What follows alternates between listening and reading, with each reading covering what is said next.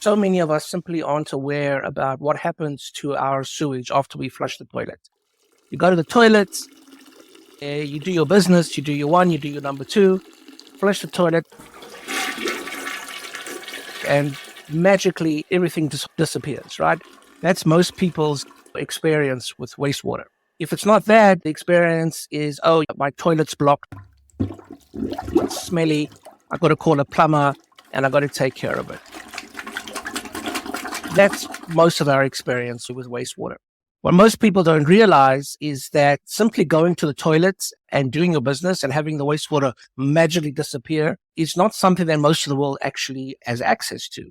Clive, I just want to make sure that I've heard it right. The majority of people on the planet are still living, how it used to be, where there isn't any wastewater treatment or nothing really advanced. We're talking about billions of people. We're looking at somewhere of 70 to 80% of the world is not treating its wastewater. We're talking billions of people. Yes, we really are. India, you have the largest population of the world that does open defecation because there's no toilets. So people go into the bush and they just shit in the bushes. Do they want to shit in the bushes? No. Do they have a choice? No. So what do? They shit in the bushes. They just adapt. These people are at risk, especially women, because it's a very uncompromising position to be in. Got it. Clive Lipshin, thank you for coming on to the Dejargonizer. Good to be here. Thank you. To me, it feels like there is a really clear couple of fundamental things, building blocks of the way we live now, which is law and order and sanitation. You and I are both from South Africa where we see this. Talk to us about Laguna innovation. What is the problem with wastewater treatment as it is now? Because on your website, lagunainnovation.com, your mission, your big thing says, rethinking wastewater treatment. So what needs rethinking? One of the first large-scale infrastructure projects that were done at the dawn of the Industrial Revolution around the 1800s in cities like London and Paris was to put in sewer networks. What were people doing in those places before? They were simply collecting their sewage and dumping directly into the streets. People were getting sick, people were dying. And so one of the first things that the city planners began to think about is we have to collect the sewage, it has to go somewhere. Now, what they did is they built sewer networks, and some of those networks are still being used today. But those networks were only designed to collect sewage, not to treat it. So all of that sewage was collected. In other words, it wasn't flowing down the streets anymore. So that was a good thing. People weren't getting sick. But all of that sewage was being dumped, in the case of London, into the Thames, or in the case of Paris, into the Seine. So the river systems were massively polluted. Wastewater treatment was the next stage. It wasn't just about let's collect sewage, but we've got to treat it so that we're not polluting these waterways. Because that sewage entering waterways, once it contaminates drinking water supply, that causes disease. And so solving sanitation issues, right, solving these sewage issues is not just, we don't want that dirty water getting into our rivers. We don't want to be causing disease or spreading disease. That's what we are addressing here at Laguna Innovation. The 70-80% of the world that doesn't simply have the ability to have their sewage magically disappear. How difficult is it to build this infrastructure, to plan it, to implement it, to have it managed? Remember, this is not just domestic sewage. You need this kind of collection for factories as well. Any activity that has water as an input, which is pretty much everything, will produce sewage. So anything that is going to be producing sewage must be connected to a network, to a grid. So those are the pipes that you're talking about, right? And all those pipes have to run underground, which means when you're planning cities, you've got to think, where are those pipes going to be? Water flows via gravity. So it's not just pipes, it's pumping stations and reservoirs, the whole infrastructure that has to be planned and has to be effectively managed. Then that sewage has to go somewhere. And then we're talking about the wastewater treatment facility. But these facilities are large. They cannot be located near cities because they smell. It's expensive to build. And like any infrastructure, you also have to have the money for operation and maintenance. It's absolutely huge. It probably also relies on a couple of arms of government working together, right? The biggest problem, it's not the technology, never is. It's the governance, it's politics. At the end of the day, this can be done only if there's effective governance. And if you look at where sewage and sanitation is well managed, you're looking at places where governance functions effectively. Without a good political setup, none of this stuff works.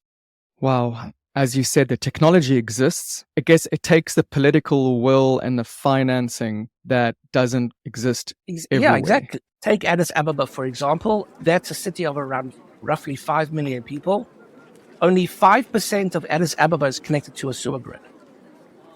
5% of 5 million.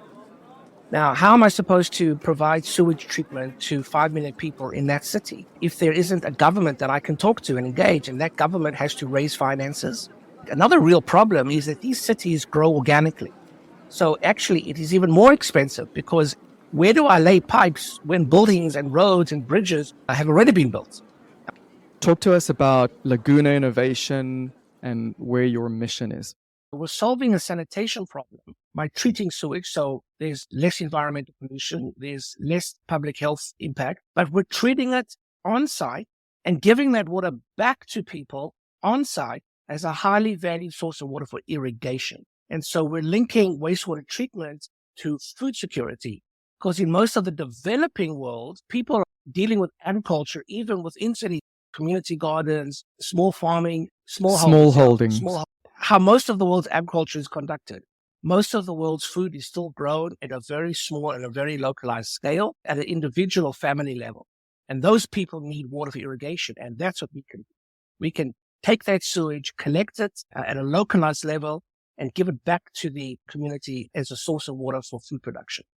Can you describe the machine? We're not technical people and not a technical audience, but give us as technical as possible and I'll work with you to visualize those. The way that we've engineered the system is to do what a large-scale facility does, but in miniature.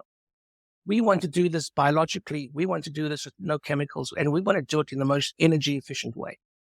And so the best way to do that is actually to mimic nature, or what people talk about as nature-based solution. We have algae that grow on our system, and the algae treat the wastewater by feeding on the organic matter. Now, how do we do that? Clive, sorry, before we get into the algae and where it sits and all that, this is a big box. It's the size of, I guess, a container, a shipping container, smaller, bigger. Just give us what it looks like. So the dimensions of the box, so to speak, depends on how much sewage you treat. A small system is something like 2 meters by 3 meters. Out of iron, corrugated iron? No. This thing needs to be lightweight. Why? Because we bring it in on the back of a truck. Weighs about 700 kilograms, all in all. And I see that on the roof, there are a couple of solar panels.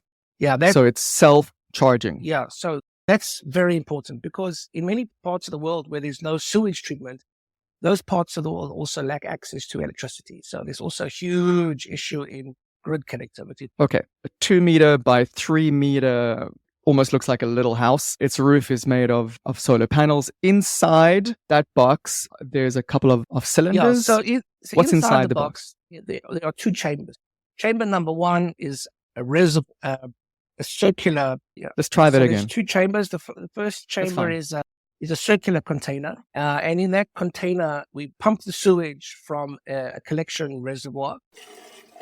And in that chamber, we reduce the organic matter to a very high degree. And in that chamber, the sewage is pumped and circulated. The heart of the chamber is the next chamber, which is a rectangular chamber.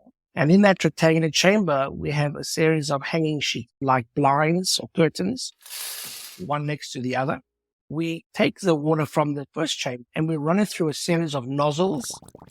And we simply spray or drip the water through these nozzles onto these sheets. So the algae, that's what they grow on. Okay. We looked at the outside. You've taken us inside. The first chamber is the separation chamber. That then feeds into a treatment chamber? That's exactly it. That interaction is what causes any remaining pollution to be removed from the water. In the bottom, we have a collection reservoir.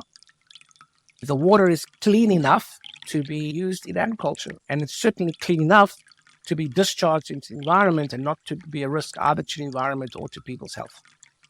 Outstanding. All right. If we look at where we are in the story now, Clive, we started off with the context, how this stuff works. A way to do this is you take a box, put it where there isn't a facility, schools, clinics. Let's talk now about scaling this. How does this affect the planet? If you think about global water scarcity. How are we going to resolve global water scarcity if on the one hand, we don't have enough water and on the other, the water that we do have, we're polluting? The climate is impacting the distribution of water around the planet, and that is exacerbating scarcity. It's not just about treating sewage.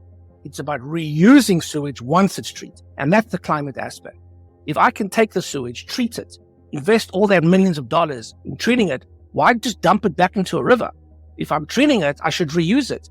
And by reusing sewage, mostly in agriculture for food production, that is probably the best way to adapt to the climate crisis. And if I can do that, I can be in a much more sustainable position vis-a-vis global water scarcity and climate change.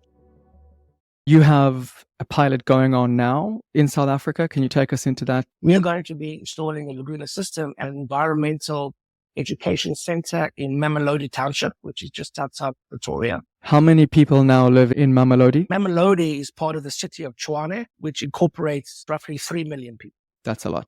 I tell you, every single one of those households is maybe connected to a sewer grid, but I know where the sewage is going. It's going into the river.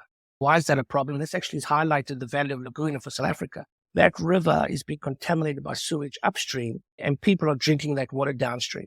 And that's why there's a cholera outbreak. The mayor is under massive pressure to find a solution to this. You can't just keep dumping the sewage into the river. Nobody should die from cholera. Give us your best projections, how the company grows. In 5 years, we need to be selling upwards of between 10 to 20 units a year for the company to be profitable. For me, the real opportunity in South Africa is real estate. Real estate developers in South Africa have a big problem now because they can't populate their project if they can't provide basic service to their unit. Drinking water, electricity, solid waste, sewage. You can't rely on the government anymore. Nothing is effective. It sounds like a big challenge also to find partners and collaborators and get this out and scale this up. We've spoken to people in India. We've spoken to people in Brazil, Jordan. Everybody wants the solution. Nobody wants to pay for it. This is a challenge in water in general, right? Sewage is something that the government should solve. It's not my problem. It's the government's problem. We are saying this is a localized solution. You do have to pay for it, but you're also benefiting. You're benefiting because you're not getting that water back. And again, that's why the reuse angle is really important. From the business perspective, I'm not just treating a nuisance. I'm actually providing you with a productive source of water. Got it. I feel like we've gotten to a point in the story. We started with the real high level global view of water and sanitation, wastewater treatment. And then we've gone into through your company and through the bucks and the challenges and how it works and the challenges of finding partnerships and how those could be solved. And we have examples in South Africa. The vision is that once people see this working and it's tested and it's trusted, that more and more places will adopt this. It's cheaper, it's easier, it's quick. That sounds like it could take a while, but it's definitely a worthy project. Let's go over the horizon 5, 10, 15 years. On the optimistic side, what does the world start to look like when Laguna innovation is successfully scaled? And take us into that chapter. This is work that takes decades. So we also have to have a humility. Laguna is not going to solve the world's sanitation problem, but Laguna can chip away at that problem.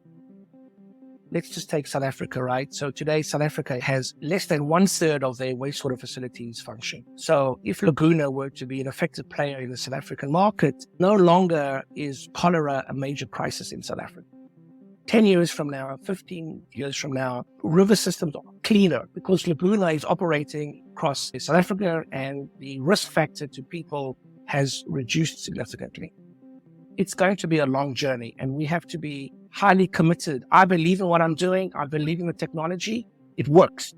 Maybe we will be the Xerox of off-grid wastewater treatment. Xerox? I think we might want to find a different... You're going to say, I'm going to Xerox. Xerox now is a verb, right? Oh boy, we're showing our age. You want to be the Uber for wastewater treatment. I want to be the Airbnb. You want to be the ChatGPT. Yeah. Clive, is there anything you feel like I've missed? Is there something that you haven't gotten across? I think we've had a great discussion. We want to expose the sanitation issue. We don't want this thing to be a hidden issue. So long as it remains hidden, it's always going to be a problem. Everybody's talking about climate change. How many people are talking about sanitation, right? If the level of awareness to sanitation can be matched in climate change, then I think we've made a huge impact. How do you connect global warming and rising seas to sanitation? Climate impacts water. The hydrological cycle is determined by climate. Today, rainfall is more and more unpredictable around the world because of climate change. Why is that a problem? Because most of the world's food is still grown with rainfall. Food around the world is becoming more problematic because rainfall is becoming more erratic. Laguna can help solve that problem by introducing recycled wastewater, which is a much more predictable source of water at high value. And that would improve food security. And by improving food security, you are adapting to a changing climate. It's that connection that people are not seeing at this point. So let's work on that. It's a bit convoluted. I think we can chip it away. So let me see if I can get this right. Most people, when they think of climate change, they think of global warming. When it is hot, it's hotter than it used to be. And when it's colder, the rainfall is erratic. This is affecting the vast majority of smallholder farmers, people who produce food for themselves, their families, their communities, that sell them on the side of the road. It's affecting their livelihood and food. And the way that Laguna connects to this is that it gives them wastewater back that is actually cleaned up and treated for them from their own use. Let's connect those in just a sentence or two. What we both try to say, Amir, it's somewhat a circular economy approach, right? So if I'm a smallholder farmer and I'm growing crops, like you said, to feed my family, but also to market and make some income, I'm actually one of the most vulnerable to climate change. Because if I'm only dependent on rainfall, that rainfall now is not as predictable as it once was. So my crop yields are less than they once were. How do I, me the farmer, how do I solve that problem? I need water. I need water for irrigation, and rainfall is no longer reliable. So where will I get that water from? At the same time, in the community that I live in, my sewage is flowing into the river and polluting the river. If I can clean my sewage, I clean the river, and then I can take that treated sewage and pipe it and direct it to my farm as a complementary source of water to rainfall. And in that way, I've done that circular economic approach, and I am building my resilience to a more erratic hydrological patterns due to climate change. Maybe still convoluted, I don't know. But anyway. I like that. I think it's better. You're treating the water and you're cleaning the water and you're reusing the water. You're allowing clean living. It feels like a very worthy, I'm super happy that you agreed to come onto the podcast and talk about this. And I wish you just the best of success. Thank you very much for the opportunity. This kind of experience is exactly the kind of thing that we need, right? We need this exposure. We would be successful if every time somebody flushed the toilet, they would think, okay, it's not just disappearing, it's going somewhere. Somebody has to take responsibility. We are at the back end, if you will, and we are taking responsibility for that action of you just flushing the toilet. I like it. Okay, let's stop there. If we had to put a headline on this story, on this narrative, taking in the full sweep, the climate, the politics, the technology, the water. For me, it's water is life, sanitation is civilization. There are places in the world that had wastewater and sanitation infrastructure that was functioning and now don't, for whatever reason. The effects of climate change, political instability, financial instability. Down the line, your city, your town that had these things, you take them for granted. Flush toilet, goes away, it's never a problem, you never think about it. This could happen to you. Thanks for listening to the Dejargonizer. For more episodes and ways to connect with me, please visit dejargonizerpod.com. That's dejargonizerpod.com.